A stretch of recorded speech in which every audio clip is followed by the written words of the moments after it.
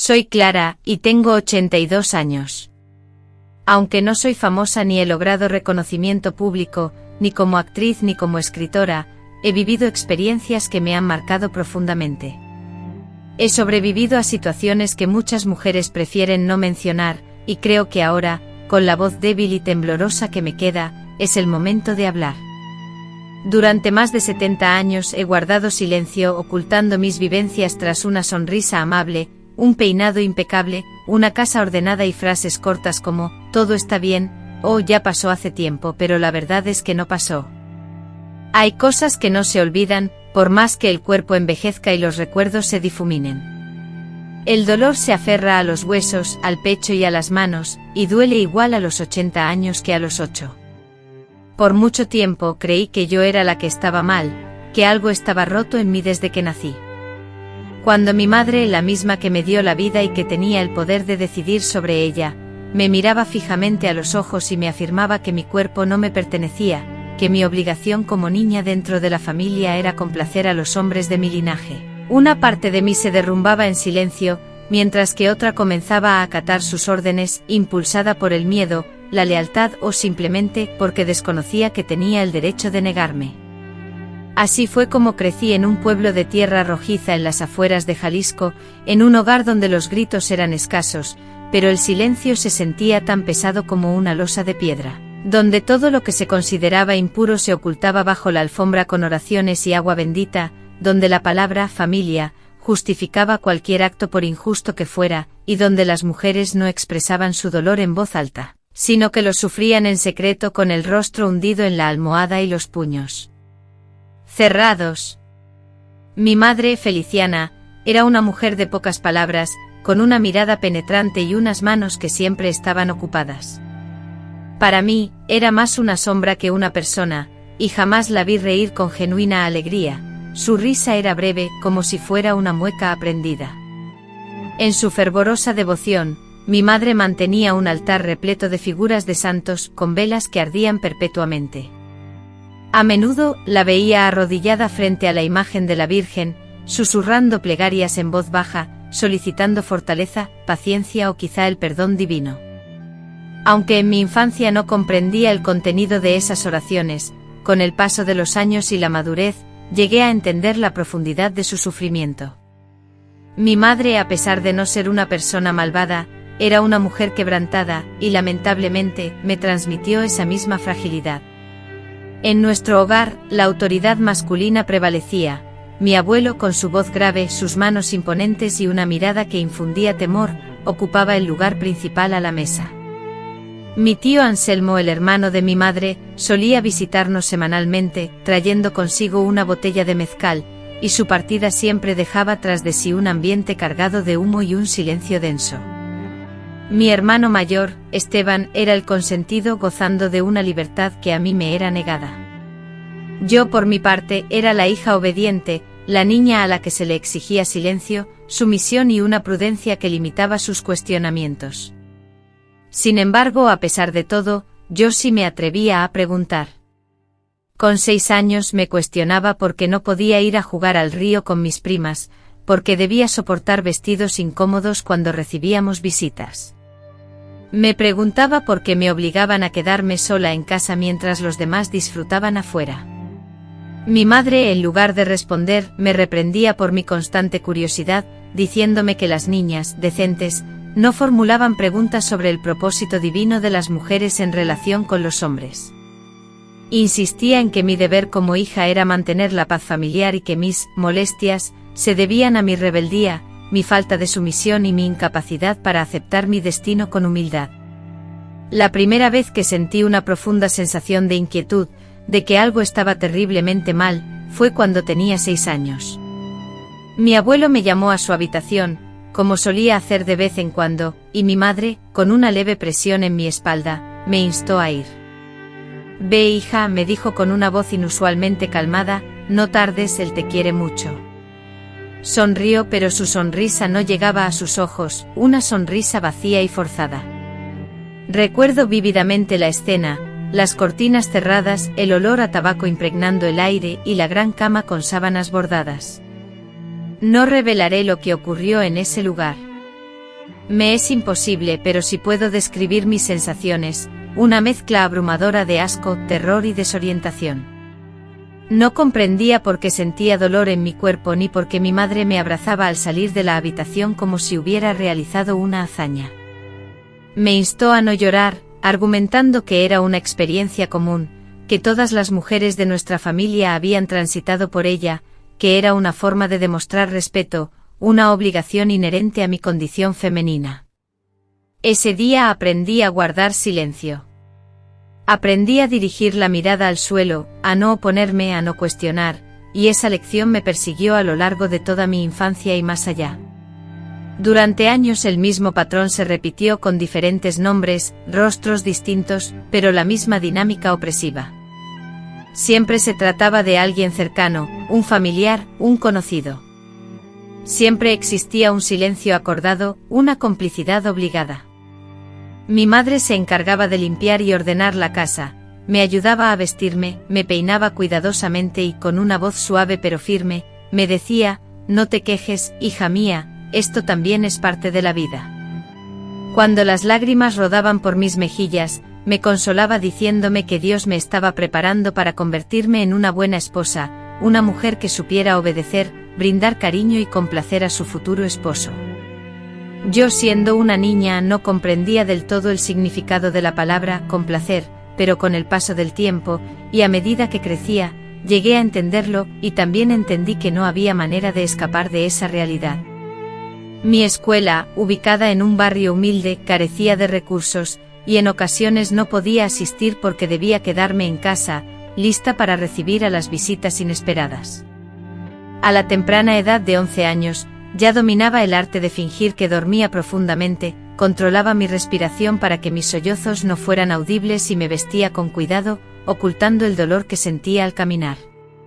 Una vez intenté confesar mis inquietudes a doña Nilda, una amable vecina que generosamente me regalaba tamales los domingos. Con voz apenas audible, le pregunté si era normal todo lo que ocurría en mi hogar. Me observó fijamente durante un largo rato, luego me acarició el cabello con ternura y me aconsejó, reza mucho, hija. Las cosas malas suceden cuando no se obedece a Dios. Esa fue la única vez que compartí mis sentimientos con alguien. Después de esa experiencia, llegué a la conclusión de que nadie quería escuchar mi historia, que todos conocían la verdad pero preferían ignorarla. Comencé a dudar de mí misma, pensando que quizás yo era la equivocada, que yo era impura y que merecía el sufrimiento que estaba viviendo. Esa forma de pensar me consumió lentamente por dentro. Hoy, al mirarme en el espejo, veo las arrugas, las marcas del tiempo, la piel flácida, pero también veo a la niña que fui, silenciosa, con los labios apretados, vestida con su mejor ropa, esperando que alguien le permitiera decir no. Esa niña nunca escuchó esas palabras. Por eso hoy, con esta voz envejecida y temblorosa, pero más firme que nunca, declaro que lo que me hicieron no fue amor, ni tradición, ni familia, sino abuso y traición, y que nadie, absolutamente nadie, tiene el derecho de convertir el cuerpo de una niña en un terreno de sacrificio para los pecados de los hombres. Si estás escuchando esto y has experimentado algo similar, quiero que sepas que no estás sola. No estás loca, y no fue tu culpa. Y aunque para mí ya sea demasiado tarde para hablar, aún no lo es para ti, quien presenció y experimentó la misma realidad. Porque el silencio que me resguardó durante mi infancia, paradójicamente, fue el mismo que me quebró y me definió como mujer. A pesar de las dificultades, la vida siguió su curso implacable. Aprendí a existir con un cuerpo adormecido, anestesiado emocionalmente y una mente disciplinada para el olvido, para bloquear los recuerdos dolorosos. Me convertí en una joven silenciosa, retraída, siempre sumisa y atenta a complacer las expectativas que se tenían sobre mí. No aspiraba al amor ni a un futuro brillante ni a las aventuras que anhelaban otras chicas de mi edad, mi única aspiración era la tranquilidad, la invisibilidad, que nadie me observara, que nadie me invadiera. A los 14 años mi cuerpo, que maduró rápidamente, me hizo parecer una mujer, y esto solo intensificó la situación. Las miradas se volvieron más inquisitivas, las insinuaciones más descaradas y la vigilancia de mi madre, más rigurosa. Ella me repetía constantemente la necesidad de proteger mi reputación, la cual, según ella, se basaba en la percepción que los demás tuvieran de mí. Pero ¿cómo se podía salvaguardar una honra que nunca me permitieron construir, ni mucho menos disfrutar con el paso del tiempo? Me convertí en una experta en ocultar mis emociones, en borrar cualquier expresión del rostro que pudiera delatar mi sufrimiento. Aprendí a sonreír de manera discreta, sin revelar mis dientes, a expresarme verbalmente sin recurrir a gestos con las manos y a llevar una existencia silenciosa, casi invisible. Mi vida transcurría en una monótona secuencia de días sombríos, marcados por la ausencia de emociones fuertes y a la vez por la falta de alegría y consuelo. Probablemente habría continuado así indefinidamente sumida en la rutina, de no ser por un evento transformador que ocurrió una tarde. Ese día, como tantos otros, el sol abrasaba con intensidad y el aire se impregnaba del olor a tierra seca. Yo, con 17 años, trabajaba ocasionalmente en la casa de doña Brígida, una anciana muy apreciada en el vecindario, que residía en la esquina. Ella se dedicaba a la venta de hierbas medicinales, infusiones y ungüentos, y en ocasiones, calmaba el susto de los niños del pueblo. La casa de doña Brígida emanaba aromas de eucalipto, alcanfor y café recién hecho. Visitarla representaba, para mí, un momento de alivio. Allí me dedicaba a lavar cuidadosamente los frascos, a organizar las hojas secas, a barrer el patio. Me sentía a gusto en ese lugar, porque nadie me juzgaba, nadie se dirigía a mí con segundas intenciones, y doña Brígida tenía una manera de hablar que me hacía sentir valiosa, aun cuando no me dirigiera palabras especiales. Aquel día, mientras organizaba botellas vacías en una de las estanterías, escuché una conversación entre ella y una joven madre que acababa de llegar con su hija pequeña. La niña, desconsolada, no dejaba de llorar, se aferraba a su madre, rehusándose a sentarse. La mujer, visiblemente agotada, explicó que la niña padecía pesadillas nocturnas, despertándose a gritos, empapada en sudor. Sentía que algo no andaba bien, pero desconocía la causa.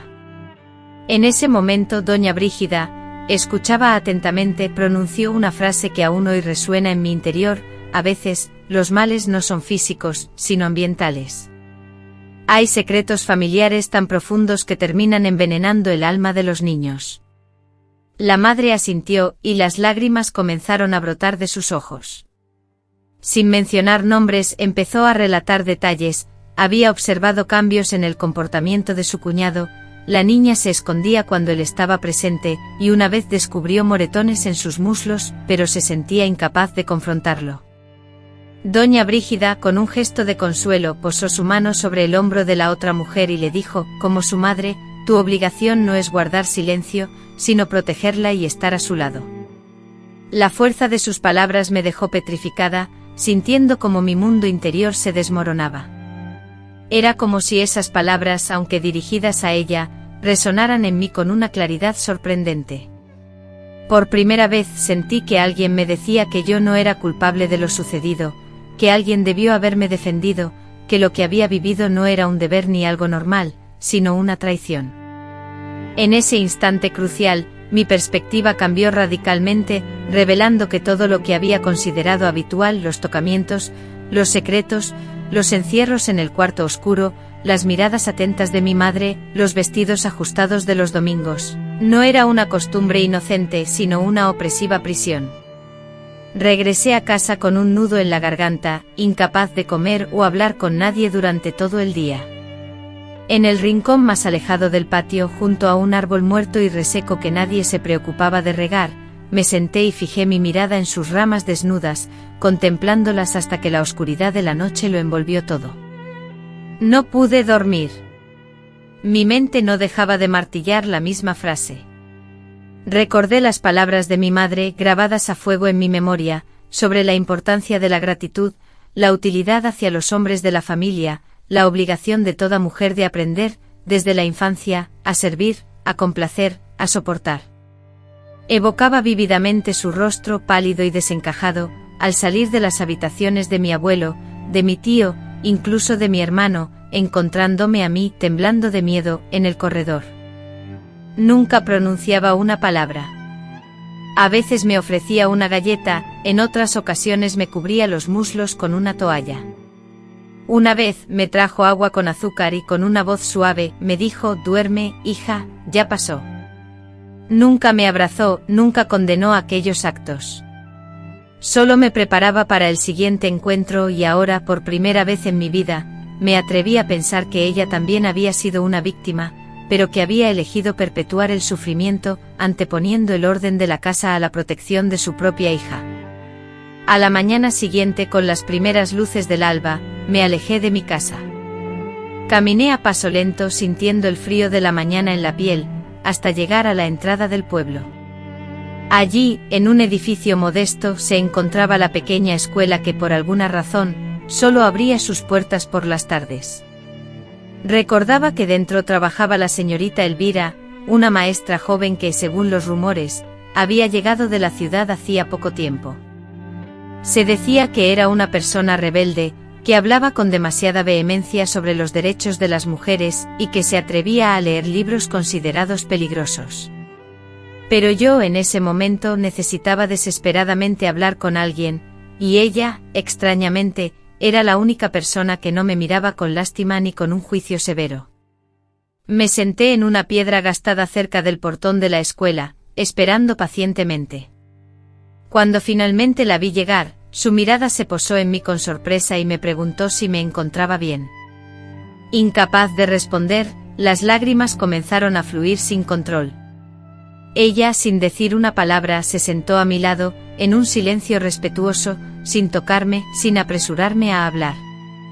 Después de un tiempo interminable, logré articular una palabra y finalmente le conté todo.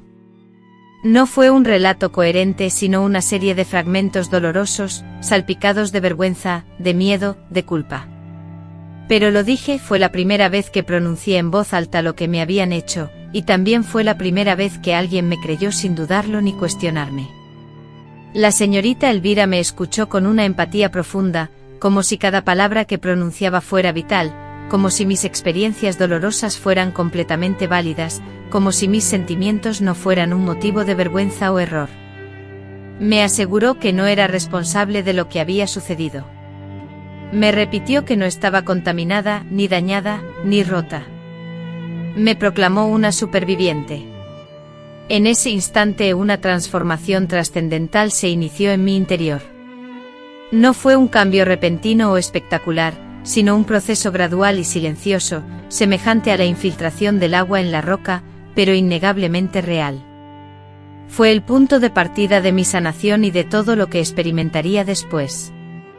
Aunque por fuera todo parecía inalterado, viviendo aún en la misma casa, durmiendo en la misma cama con sábanas ásperas y cortinas cerradas, escuchando los mismos pasos pesados al caer la noche, en mi interior algo se había transformado radicalmente. O tal vez, sería más preciso afirmar que algo se había despertado. Durante años mi existencia se había reducido a la de una mera sombra, sometida a las órdenes y a la voluntad de otros, cumpliendo un papel predeterminado y reprimiendo cualquier sentimiento que no se alineara con las expectativas impuestas. Creía firmemente que mi destino era el sacrificio, que las mujeres como yo no merecíamos la felicidad, la autonomía ni la libertad. Sin embargo, desde que por fin me atreví a hablar, desde que las palabras rompieron el silencio y no fueron recibidas con castigo o desprecio, experimenté por primera vez la sensación de tener derecho a imaginar una vida diferente. Aún ignoraba cómo y cuándo podría liberarme de esa situación, pero ya no podía seguir guardando silencio sobre lo que había presenciado y vivido. La forma en que veía a mi madre, a mi tío, a mi hermano, e incluso a mí misma, había cambiado para siempre. La verdad sobre lo que ocurría en mi hogar era mucho más oscura y dolorosa de lo que me había permitido reconocer. Con el tiempo los rituales de abuso se habían arraigado en la rutina diaria. Mi madre me despertaba temprano, me peinaba con delicadeza, me vestía con ropa limpia, aunque no siempre nueva, y me recordaba la importancia de comportarme adecuadamente. «Hoy viene tu padrino, hija, no debes enfadarle», me repetía.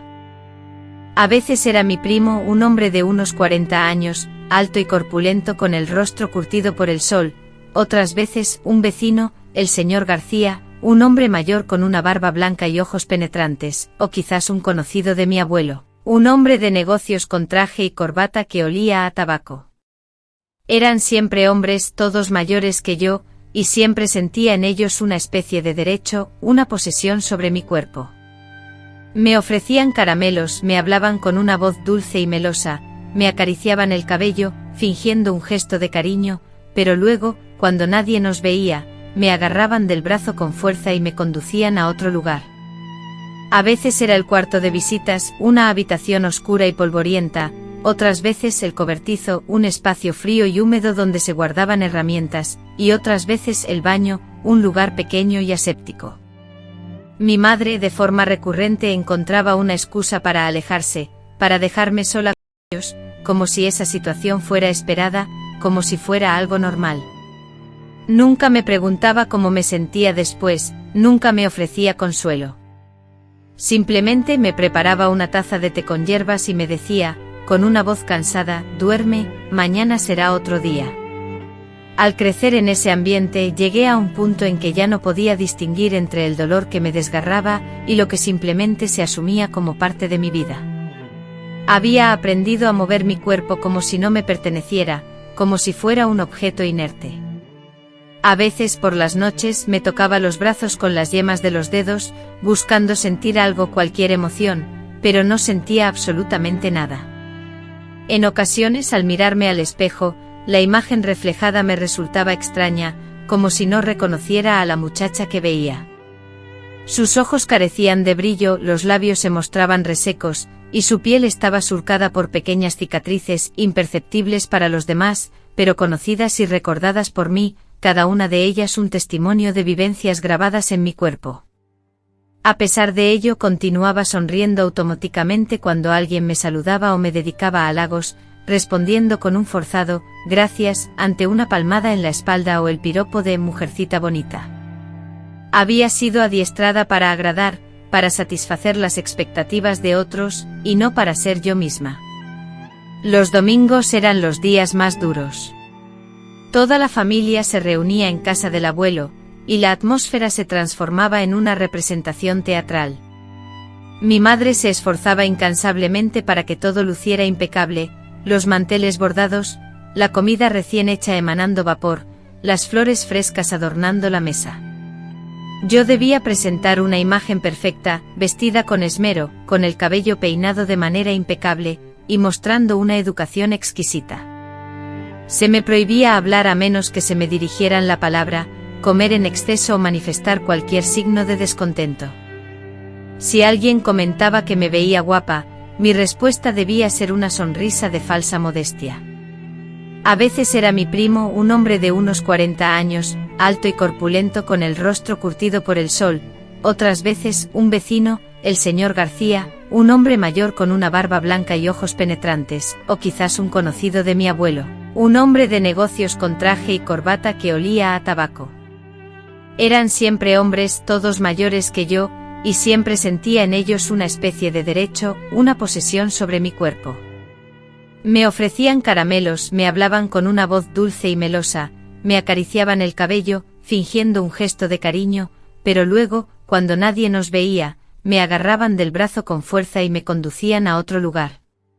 A veces era el cuarto de visitas, una habitación oscura y polvorienta, otras veces el cobertizo, un espacio frío y húmedo donde se guardaban herramientas, y otras veces el baño, un lugar pequeño y aséptico.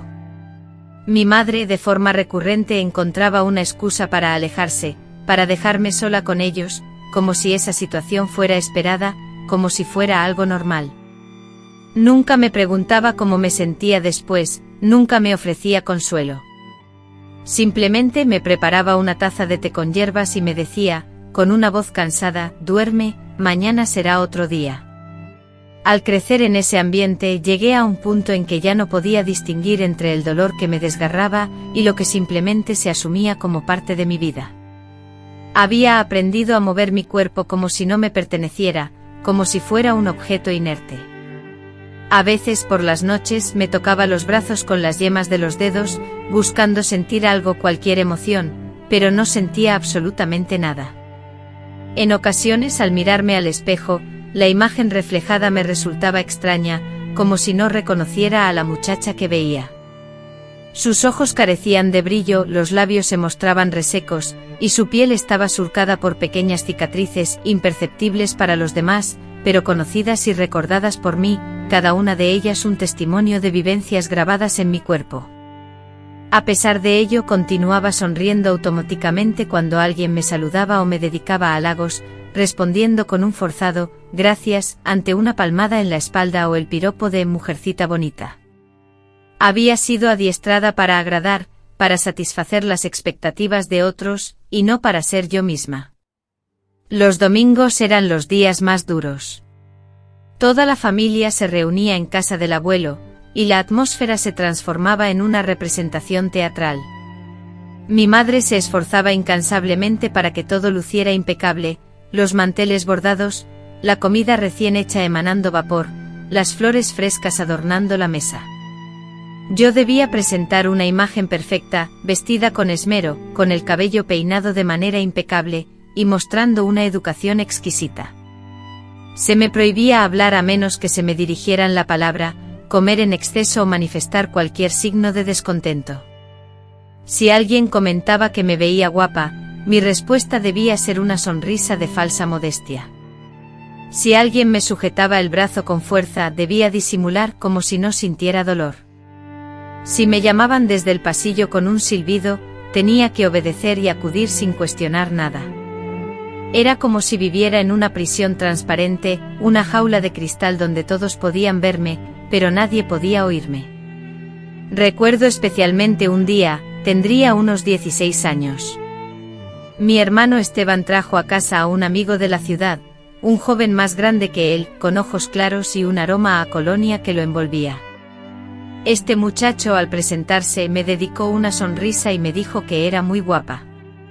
Mi madre, al escuchar esto, se echó a reír y comentó: «Mira, hija, no todos los hombres son malos». La sangre se me heló. Él me observó fijamente durante toda la comida, como si me analizara. Cuando mi madre me pidió que le mostrara la despensa, porque quería saber si necesitaba comprar algo más, lo comprendí todo de inmediato. Juntos caminamos hasta el pequeño cuarto al final de la casa, donde guardábamos arroz, frijoles, maíz seco y conservas antiguas. En cuanto cerró la puerta, se abalanzó sobre mí, tapándome la boca con la mano y empujándome violentamente contra la pared. Tras escuchar sus palabras confusas, no comprendí todo lo que dijo, pero sí percibí claramente su intención. Me defendí con todas mis fuerzas, no sé de dónde saqué el valor. Reaccioné rápidamente, le di un codazo, lo empujé con fuerza y finalmente logré abrir la puerta. Corrí desesperada hacia la cocina, sin pronunciar una sola palabra. Me mantuve en silencio porque sabía que mi madre me culparía. Me diría que yo era la responsable, que había provocado la situación, que no debí quedarme a solas con él, que era una malagradecida. Así que, como siempre, callé. Esa noche me encerré en mi habitación y lloré desconsoladamente hasta quedar exhausta.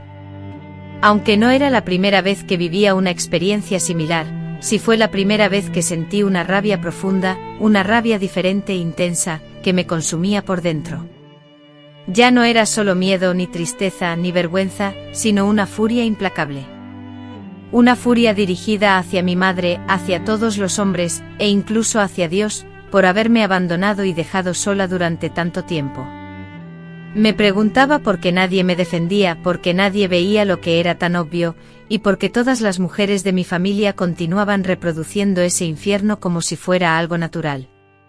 Comencé a escribir en un cuaderno desgastado, amarillento por el tiempo, que encontré olvidado en una caja llena de viejos útiles escolares. Las palabras fluían desordenadas, sin preocuparme por la ortografía ni la caligrafía, que se veía temblorosa por la emoción. Volcaba en esas páginas todo aquello que me era imposible expresar en voz alta, y fue allí donde descubrí, sorprendida, que poseía una voz propia. Con el tiempo mis pensamientos ocultos comenzaron a manifestarse, incluso mientras mi cuerpo continuaba actuando sumiso, y mi percepción de mi madre cambió radicalmente. Ya no la veía solo como la mujer que me había criado, sino también como aquella que, en cierto sentido, me había ofrecido en sacrificio. Anhelaba saber si ella había sufrido lo mismo, si había experimentado el mismo dolor, si había aceptado aquello como un destino inevitable. Un atardecer, mientras tejía en silencio junto a ella, me atreví a romper el silencio. Le pregunté directamente: ¿a ti también te lo hicieron? Me observó fijamente sin pestañear por un largo rato. Su rostro no reveló sorpresa ni enfado, sino una profunda tristeza. Finalmente bajó la mirada y murmuró: esas cosas no se dicen en voz alta. Lo que una vive lo guarda por el bien de todos. En ese instante sentí como si algo se rompiera en mi interior, un sentimiento de desilusión y dolor indescriptible. Mamá, a quien hemos beneficiado con nuestro silencio, a partir de ese momento, me fue imposible seguir actuando como si nada ocurriera.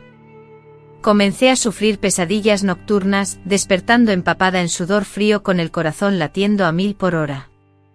Desarrollé una aversión al contacto físico, incluso el más mínimo.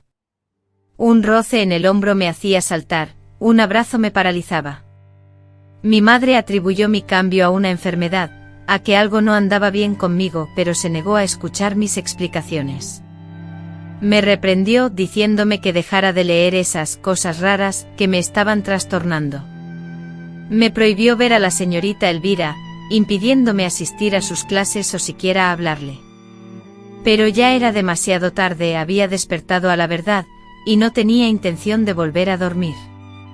Fue entonces cuando supe que la única manera de protegerme era huir de esa casa, de ese pueblo, de esa realidad que nunca elegí. Desconocía el cómo o el cuándo, pero empecé a fantasear con ello. Comencé a acumular pequeñas monedas en una vieja caja de galletas, un tesoro para mi futuro incierto. Comencé a estudiar meticulosamente las rutas de los autobuses que transitaban por la carretera, memorizando horarios y paradas.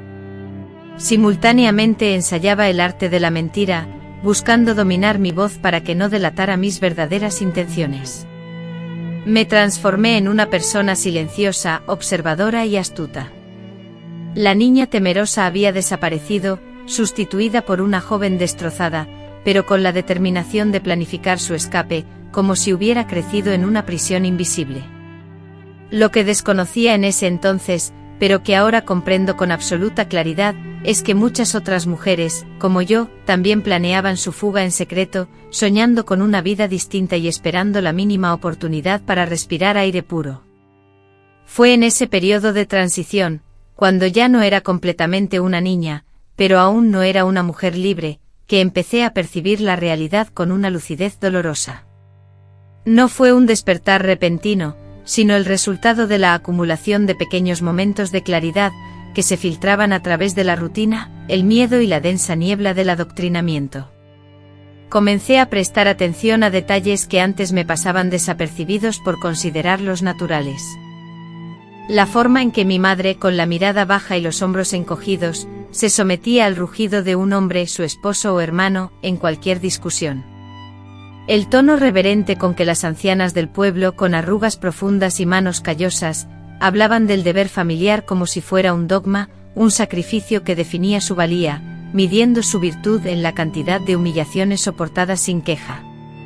Las miradas silenciosas y cómplices que se intercambiaban las tías y vecinas, cuando una joven perdía su risa espontánea, cuando su espalda se curvaba prematuramente, como si una carga pesada le oprimiera el pecho. Las desapariciones misteriosas de muchachas que, de un día para otro, dejaban de asistir a la escuela, se recluían en sus hogares o se casaban precipitadamente con hombres mayores, huyendo de una sombra de oprobio. Y de pronto todos esos indicios, que antes me resultaban extraños y ajenos, se transformaron en las palabras de un idioma que yo también entendía, aunque nadie me lo hubiera enseñado formalmente. Comencé a contemplar mi propia vida desde una perspectiva externa, como si fuera la historia de otra persona. En la penumbra de una habitación, como un espectro observaba mi propia infancia, la niña que fui siendo peinada con esmero, vestida con ropas elegidas, ofrecida a extraños, corregida en cada gesto, silenciada en cada palabra. Sus emociones, las mías, eran podadas despiadadamente, el llanto se castigaba, la ira se condenaba, y el anhelo de libertad se consideraba una traición. Me vi caminando tomada de la mano de mi madre hacia la casa de mis tíos, enviada al cuarto con una bandeja de galletas y café, como una ofrenda. Me vi absorta limpiando la cocina mientras los hombres discutían sobre el mundo y las mujeres susurraban sobre las sobrinas que se desviaban del camino. Y ahí, en medio de esa escena, comprendí, nada de eso era normal, nunca lo había sido. No era yo quien estaba quebrada, sino el mundo que me había moldeado. Entonces una pregunta como una espina clavada en el alma, comenzó a rondarme, robándome el sueño noche tras noche. Si todo lo que me habían inculcado era una falsedad, si la obligación no era soportar en silencio sino alzar la voz, si ser una buena hija no implicaba someterme a las expectativas, sino salvaguardar mi integridad, y si mi cuerpo no era un recipiente de humillación, sino un espacio sagrado que me pertenecía, esa interrogante se propagó como un fuego lento. No arrasó con todo de manera inmediata, pero inició la destrucción de los cimientos de la persona que me habían construido. Reviví la imagen de la niña de 6 años, entrando con la mirada baja a la habitación del abuelo, sin comprender la razón de los fuertes latidos de mi corazón. Me vi a los 9 años, temblando detrás de la puerta del baño, lavando mi ropa interior con agua helada para disimular la mancha. Me vi a los 12 perfeccionando el control de mis expresiones, aprendiendo a respirar sin hacer ruido, a ocultar el miedo, a pesar de la angustia que me oprimía el estómago. Y experimenté una ternura inmensa hacia aquella niña, una ternura que se entrelazaba con rabia, con dolor profundo, con un anhelo desesperado de estrecharla entre mis brazos y susurrarle: tú no tuviste la culpa, tú no eras la persona impura, tú no te merecías nada de esto, pero nadie me lo dijo en aquel entonces. Así que me lo repetí a mí misma, ahora con esta voz vacilante que empezaba a ganar fuerza, y como todo lo que se ilumina, el dolor se intensificó, porque ya no podía justificar el silencio, no podía defender a mi madre con excusas basadas en su tiempo, en su crianza, en sus miedos. Ya no podía mirar a mi hermano sin ver la crueldad en su indiferencia, la frialdad con la que me observaba, fingiendo no percatarse de nada, cruzado de brazos, mientras yo caminaba por el pasillo con la mirada baja. Ya no podía conversar con mis tías sin sentir el peso de sus complicidades, el filo de sus frases cortas y punzantes como puñales. Es mejor no remover ciertas cosas, me decían, todas pasamos por esto. Decidí evitar el escándalo, ya que comencé a entender la magnitud de su traición. No solo me habían fallado, sino que habían participado activamente en mi opresión, priorizando el mantenimiento del orden sobre la búsqueda de justicia, la preservación de la reputación por encima de mi bienestar, y el silencio en lugar de la verdad. Sin embargo, también descubrí algo más, que la rabia, cuando no te destruye, puede convertirse en tu salvación. Empecé a canalizar esa ira como una fuerza motriz, no para autodestruirme, sino para impulsarme hacia adelante. Comencé a escribir con más frecuencia, a leer libros prohibidos que la señorita Elvira me prestaba en secreto y a estudiar a escondidas. Aprendí nuevas palabras como autonomía, dignidad y consentimiento, términos que nadie utilizaba en mi hogar, pero que al pronunciarlos me brindaban la sensación de estar forjando mi propio lenguaje. Cada vez que alguien me mandaba callar, tomaba nota en mi cuaderno de todo aquello que no me habían permitido expresar. Y cada vez que mi madre me reprendía por mirar a los ojos a un hombre, anotaba en mi cuaderno las palabras que deseaba gritar. Ante cada situación en la que me veía forzada a mostrar agradecimiento falso por algo que me disgustaba, escribía una carta imaginaria a mí, yo niña, diciéndole que era fuerte por aguantar. Con el tiempo fui forjando en mi interior una convicción inamovible, que mi vida no tenía que repetirse como la de otras mujeres, que no tenía que seguir el camino preestablecido. Aunque el mundo fuera cruel, aunque la pobreza me pusiera obstáculos, aunque el miedo me paralizara, yo podía actuar. Quizás no mucho, quizás no al instante, pero sí algo. Podía elegir, podía trazar planes, podía negarme. Esa posibilidad de negarme, de decir, no, se convertía en una fuerza creciente dentro de mí, una semilla que brotaba en mi interior cada vez que alguien intentaba silenciarme o someterme, porque ya no podía seguir fingiendo ignorancia. Ya no podía autoengañarme creyendo que esa era la forma en que debía ser la vida, pues comprendía que no era vida, sino violencia, abandono, una herencia de horror transmitida de generación en generación, como si fuera un collar de pesadas cadenas, y yo, decidida, comenzaba a romperlo con mis propias manos. En esos días me enfrenté abiertamente a mi madre por primera vez, en una noche posterior a que ella intentara ofrecerme a un primo lejano que estaba de visita. Me llamó a su habitación y me exigió que me comportara, que evitara hacer escenas, argumentando que esa era una oportunidad para asegurar mi futuro. La miré directamente a los ojos por primera vez sin temor. Le pregunté si eso era lo que ella había deseado para su propia vida. Me respondió con evasivas, con frases inconexas sobre la importancia de la familia, la necesidad y el deber. Le pregunté si alguna vez se había sentido amada, respetada o escuchada. Ella permaneció en silencio.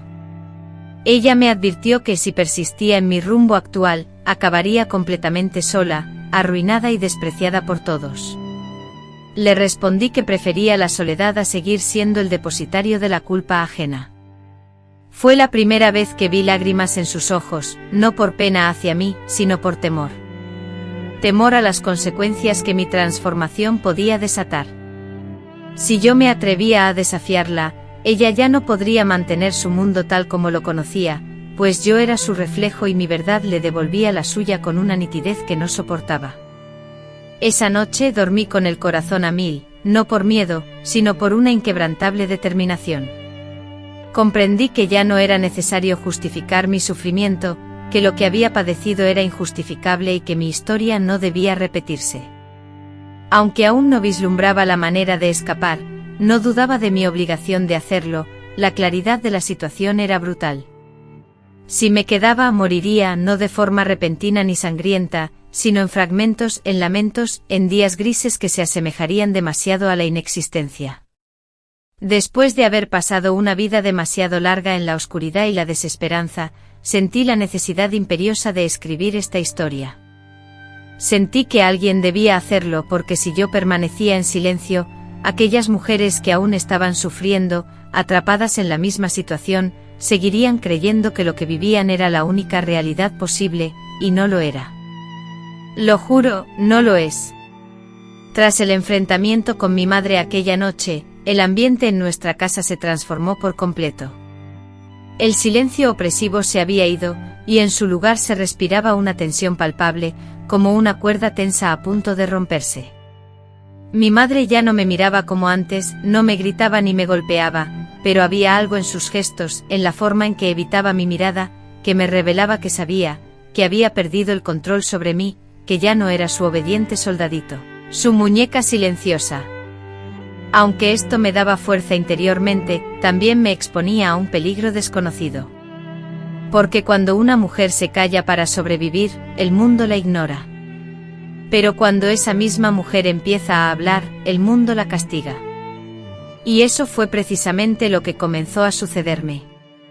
Lo primero que experimenté fue el aislamiento.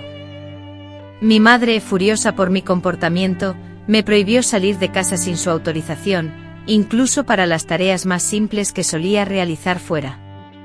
Me acusaba de estar influenciada por malas compañías y aseguraba que la señorita Elvira me había llenado la cabeza de ideas inapropiadas para nosotras, haciéndome perder la decencia.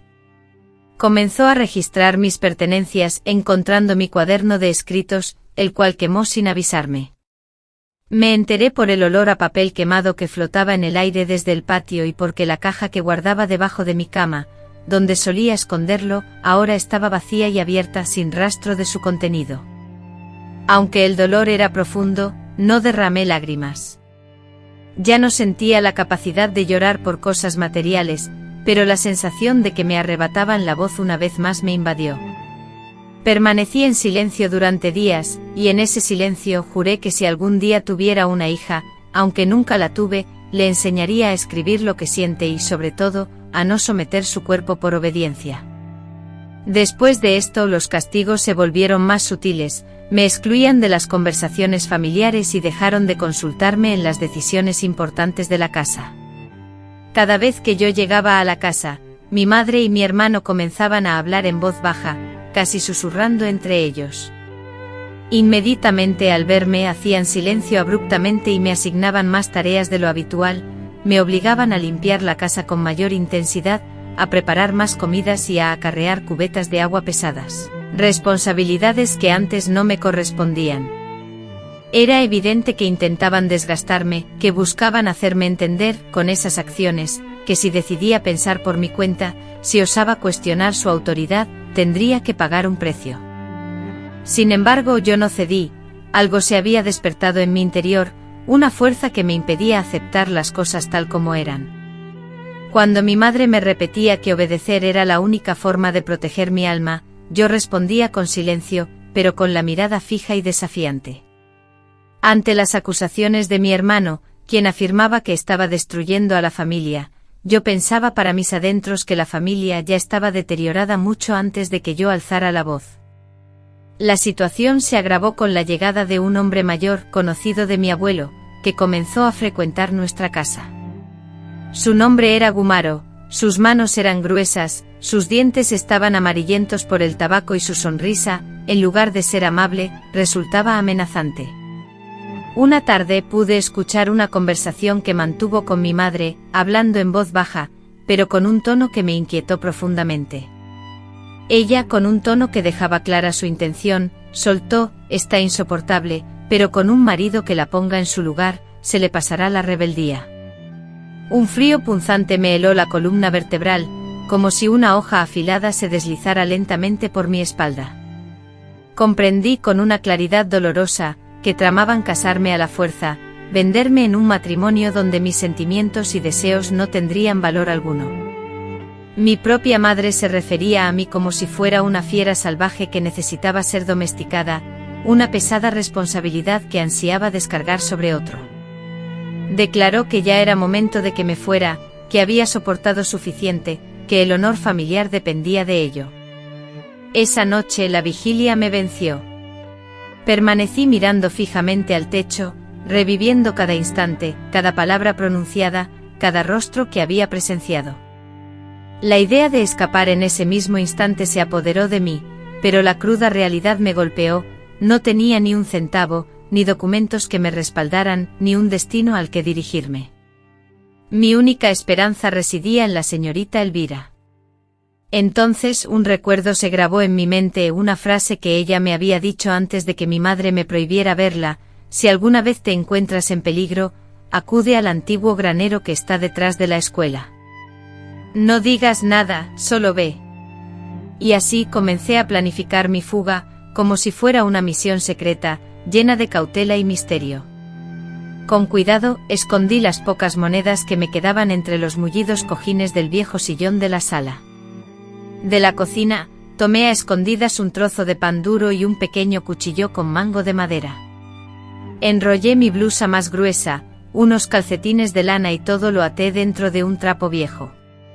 Todo este precario equipaje lo guardé en la desgastada bolsa de tela que solíamos usar para las compras, y lo escondí cuidadosamente detrás del armario del recibidor, un lugar donde nadie solía buscar. Aunque no era mucho, para mí representaba un pasaporte hacia la esperanza de no morir en vida. La noche que decidí huir, la lluvia caía torrencialmente como no había llovido en semanas. Los truenos retumbaban violentamente y sacudían los postigos de las ventanas, mientras que el agua golpeaba el techo con fuerza, como si el cielo mismo lamentara mi situación. Mi madre dormía plácidamente en su habitación, con la puerta entreabierta. Mi hermano no estaba. Saliendo con la mayor cautela, con el corazón latiendo con una fuerza dolorosa en mi pecho, crucé el silencioso patio mojado, descalza. Luego, descorriendo con dificultad el pestillo de madera de la puerta, me hundí en el barro, ensuciando mis piernas hasta las rodillas. Continué caminando descalza por el sendero de piedras hasta llegar al oscuro granero, donde, milagrosamente, una vela encendida iluminaba la penumbra. Elvira, con su libro abierto sobre las rodillas, como si supiera de mi llegada, me miró fijamente. sin pronunciar palabra, extendió sus brazos en un gesto de acogida. Me acerqué rendida, y entonces rompí a llorar, un llanto liberador como nunca antes había experimentado. No era miedo, sino alivio. Por fin, había alguien que no exigía explicaciones, que no cuestionaba mi verdad, que no me imponía deberes. Esa noche dormí profundamente sobre una manta, con un gato anciano acurrucado a mis pies. En ese granero me sentí más segura que en cualquier otro lugar. Elvira, tras prepararme un té caliente y proporcionarme ropa seca, me habló de un plan, una casa de religiosas en Guadalajara que ofrecía refugio a jóvenes en situaciones vulnerables, huyendo de matrimonios forzados, abusos o abandonos. Me explicó que podía llevarme allí, que no habría lujos pero sí paz. Acepté sin dudarlo, sin importar nada más, solo anhelaba empezar de nuevo, respirar sin miedo. Y a la mañana siguiente partimos. Con sus manos delicadas me entregó su abrigo abrigado, luego entrelazó mi cabello en una trenza firme y me ofreció una pequeña bolsa de tela que contenía pan crujiente y unos papelitos cuidadosamente doblados. En ellos había escrito frases que repetía con una voz suave y firme: tu cuerpo es tuyo, nadie puede tomarlo. No te lo creas. No fue tu culpa. Mientras el autobús se movía lentamente por los caminos llenos de barro, dejando atrás una estela de polvo, la casa, y los rostros que me habían infligido dolor, leía una y otra vez esas palabras. No me atreví a mirar por la ventana, rehusándome a contemplar cómo se alejaba el lugar que había sido mi prisión. Solo deseaba concentrarme en lo que el futuro podía deparar. Aunque no tenía certeza alguna, sentía una chispa de esperanza y por primera vez, esa sensación era suficiente. El convento era modesto y sencillo. Las religiosas, en su mayoría, no hacían muchas preguntas. Me proporcionaron una cama cómoda, un cuaderno en blanco y una Biblia. Algunas monjas eran de semblante serio, otras exhibían una dulzura maternal, pero ninguna me forzó a compartir mis experiencias, esperaron a que estuviera lista. Me ofrecieron trabajos en la cocina, clases vespertinas y el silencio apacible de la noche. Al principio las pesadillas me atormentaban, despertaba sobresaltada, gritando y temblando. Las otras jóvenes comprendían mi sufrimiento. Una me abrazó silenciosamente sin pronunciar palabra, y otra me alcanzó un vaso de agua fresca. Compartíamos cicatrices diferentes, pero con una similitud dolorosa. Nos conocían como las rescatadas, pero yo sentía que la verdadera salvación había venido de mí misma. En ese lugar, aprendí a cocinar platillos sencillos, a coser ropa con paciencia y a leer con la fluidez que siempre había deseado. Poco a poco comencé a redescubrir mi voz, a sentir mi cuerpo renacer y a respirar con una nueva esperanza. Elvira, mi amiga y confidente, me escribía cartas mensuales, llenas de palabras de aliento y orgullo, asegurándome que el pasado no definía mi futuro, sino lo que estaba construyendo en el presente. A pesar de haber vivido años allí, nunca regresé a mi pueblo natal, nunca intenté buscar a mi madre ni supe si ella me había llorado. Jamás recibí una carta suya, ni un mensaje. A veces la culpa me atormentaba, pero finalmente comprendí que algunas madres no saben amar de la manera que se espera, que algunas repiten el daño que sufrieron sin conocer otra forma de relacionarse y, aunque esto no las justifica, tampoco me obliga a regresar a ese pasado. Hoy, al cerrar los ojos, puedo sentir vívidamente el barro frío de aquella noche lluviosa, el peso de la bolsa sobre mi hombro, el temblor incontrolable en mis piernas, pero también puedo sentir la cálida luz de la vela encendida, el fuerte abrazo de Elvira y el sonido del motor del autobús, que me alejaba de mi infierno personal. A pesar de que el mundo no se transformó en un lugar ideal, yo experimenté una liberación personal. Y esa libertad, para alguien como yo, representó una victoria mayor de la que jamás hubiera soñado. En los años que transcurrieron en el convento, la vida me enseñó que la reconstrucción personal no está dictada por el paso del tiempo, sino por la firmeza de la voluntad. Hubo jornadas en las que me sentía capaz de cualquier cosa, ansiosa por aprender, por reír, por construir un futuro. Sin embargo, también hubo días en los que la simple tarea de levantarme de la cama se convertía en un desafío insuperable. Permanecer tanto tiempo sumergida en la oscuridad no es algo que pueda vivirse sin consecuencias. Aunque uno logre escapar físicamente de esa situación, el cuerpo conserva la memoria de lo vivido y los pensamientos se enmarañan. La culpa, como un eco persistente, regresa en forma de susurros y cuestionamientos sin resolver. Pero fue allí, en la serenidad del convento, con el aroma constante a pan recién hecho y a incienso, donde comencé a recordar la sensación de existir sin el temor constante que me había atormentado. Comencé a ofrecer mi apoyo a otras jóvenes que llegaban, a menudo con vivencias parecidas o incluso peores a la mía, y esta acción, curiosamente, también me ayudó a sanar. No es que mi propio dolor se desvaneciera por completo, sino que descubrí que podía canalizar esa carga emocional, transformándola en algo positivo, en algo que pudiera ser de utilidad. Fue un día, tras la misa de la tarde, cuando una de las hermanas mayores me llamó aparte. Me comunicó que había llegado una carta para mí, y al leer el nombre de mi madre escrito con letras temblorosas en el sobre, sentí que el mundo se detenía. El miedo se apoderó de mí, mi corazón pareció detenerse. No esperaba nada de ella, absolutamente nada. Después de tantos años de silencio absoluto, sin ninguna pregunta, sin un mínimo atisbo de arrepentimiento, dudé en abrir la carta. Sin embargo, finalmente lo hice. Dentro encontré un papel arrugado, en el que apenas se distinguían unas pocas líneas escritas. El mensaje, firmado por Clara, comenzaba con una frase incierta: no sé si esta carta te llegará. Continuaba con una confesión desgarradora: quiero decirte que te he buscado en mis rezos, que la enfermedad me ha consumido, que ya no tengo la movilidad de antes y que me acuerdo de ti. Continuaba con un recuerdo doloroso: a veces sueño contigo, niña, y otras con tu voz. Cuando me preguntaste si había experimentado algo similar, me quedé sin palabras. Por eso, si es posible, perdóname. Repetí una y otra vez tus palabras, intentando descifrar mis sentimientos. No era consuelo ni afecto, sino una combinación agria de compasión y distanciamiento. Efectivamente, mi madre fue una víctima, como yo, pero también fue victimaria, cómplice, la que me forzó a entrar en ese cuarto, la que me enseñó a guardar silencio. No era tan sencillo como perdonar y seguir adelante. Me había reconstruido sola, con esfuerzo, sin su apoyo. Ahora, la enfermedad la debilitaba y buscaba el perdón. Una parte de mí deseaba verla una vez más, mirarla sin temor, preguntarle si alguna vez me amó de verdad.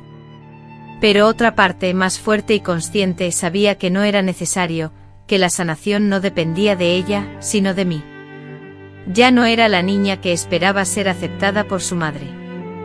Entonces decidí responderte con una carta sencilla.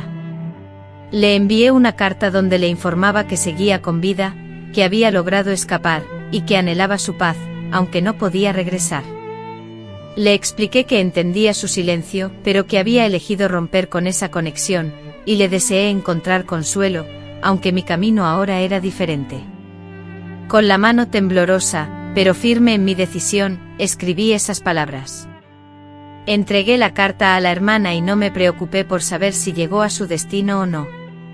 Nunca supe si murió poco después o si alguna vez leyó mi mensaje. No hubo más correspondencia ni noticias de ningún tipo y así, sin un gran drama, esa etapa llegó a su fin. Sin embargo, el momento crucial de mi vida no fue esa carta. Fue cuando, ya entrada en los 40, regresé como voluntaria a un centro comunitario que acogía a mujeres víctimas de abuso.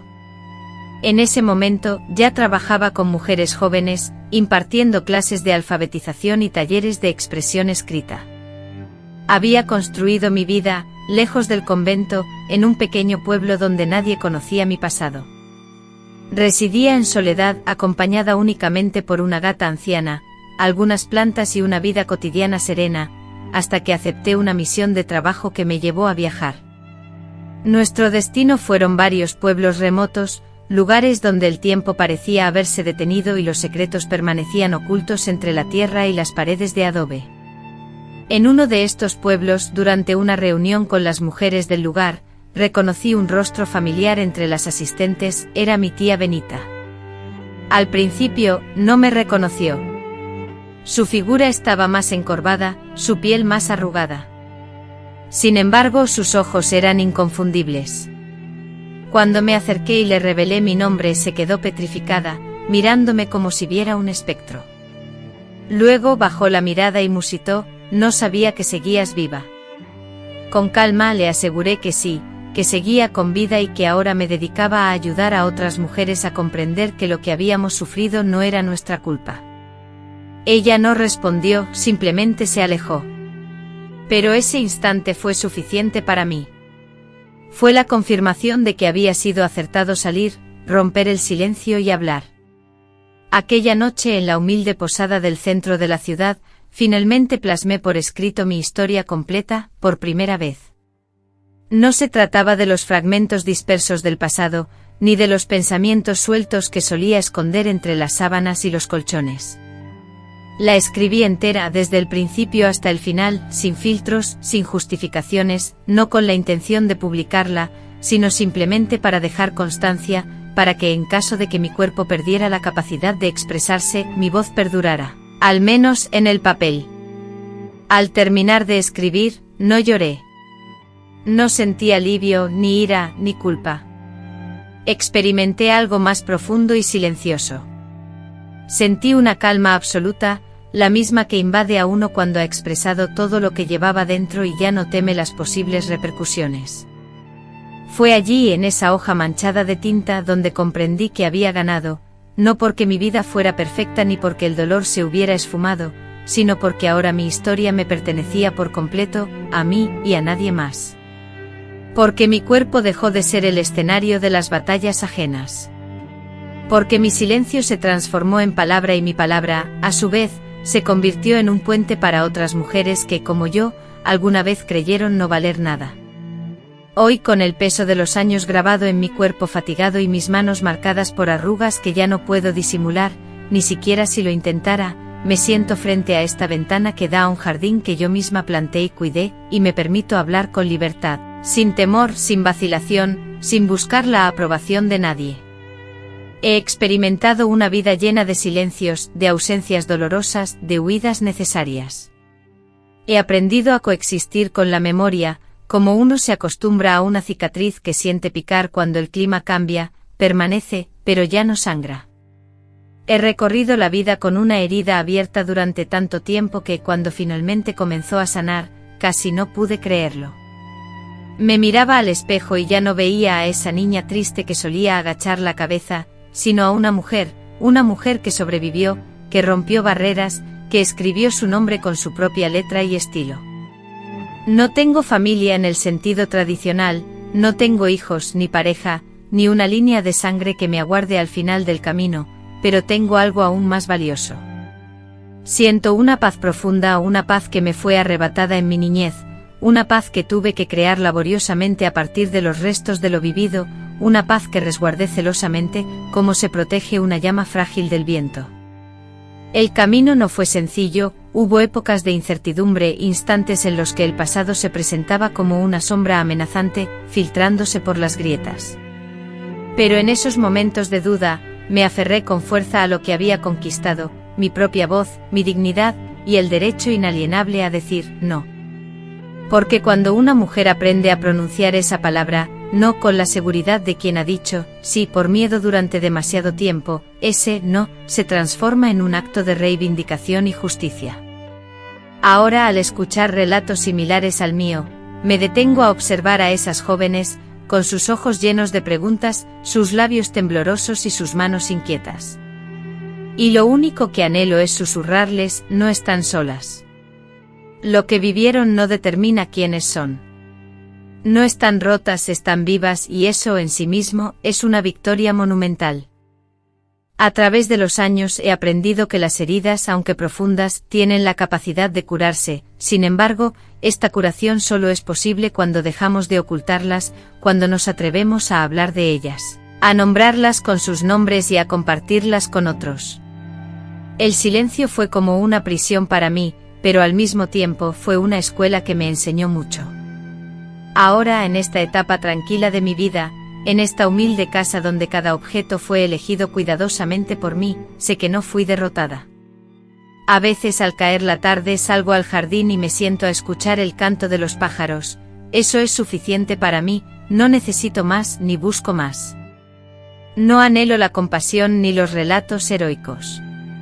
Solo deseo que mi historia sirva de algo, que si alguna niña en cualquier lugar del mundo escucha un susurro similar al que marcó mi infancia, sepa que tiene el poder de decir, no, que si alguna madre siente que está a punto de repetir el patrón que la destruyó, recuerde que siempre hay tiempo para romper la cadena, y que si alguna mujer mayor como yo cree que es demasiado tarde para sanar, entienda que nunca lo es.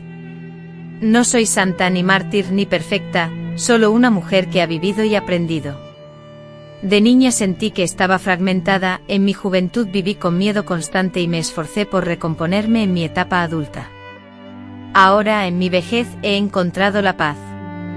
Mi madre ya no está, y aunque nunca logré abrazarla con amor, elegí dejar de lado el odio, no por ella, sino por mí misma, porque comprendí que el odio también aprisiona, agobia y causa dolor.